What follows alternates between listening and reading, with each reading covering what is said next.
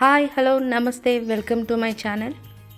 Last week మనం green పీస్తో మైక్రోగ్రీన్స్ని ఎలా grow చేసుకోవాలో స్టెప్ బై స్టెప్ ప్రొసీజర్ చూసాం కదా.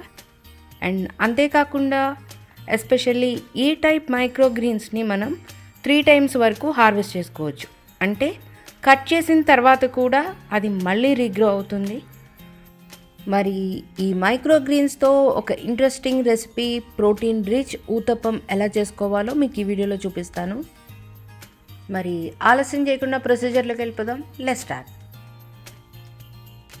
ముందుగా ఒక బౌల్లో 1 కప్పు శనగపిండి, 2 spoons రైస్ ఫ్లోర్, కొంచెం పసుపు, అలాగే కొంచెం సాల్ట్ అండ్ జింజర్, గార్లిక్, అలాగే చిల్లీస్ ఇవన్నీ గ్రైండ్ చేసుకున్న పేస్ట్ 1 spoon అండ్ కట్ చేసుకున్న గ్రీన్ పీస్ మైక్రోగ్రీన్స్, అలాగే కొన్ని టమాటో ముక్కలు అండ్ కొన్ని ఆనియన్స్ వేసుకుని కొంచెం కొంచెం వాటర్ పోసుకుంటూ ఊతప్పం బ్యాటర్ లాగా కలుపుకోవాలి. అండ్ దీనిలో 2 spoons ఆయిల్ వేసుకుని ఇలా కలిపేసుకుని ఒక 5 minutes దీన్ని పక్కన పెట్టుకోవాలి.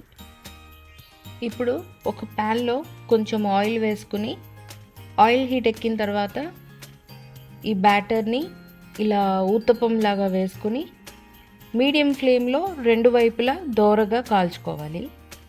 అండ్ దీనికి ఎస్పెషల్లీ కాంబినేషన్గా పుల్లగా అల్లపచ్చడితో కానీ లేదంటే మామిడికాయ ముక్కల పచ్చడితో కానీ నంచుకుంటే చాలా టేస్టీగా ఉంటుంది.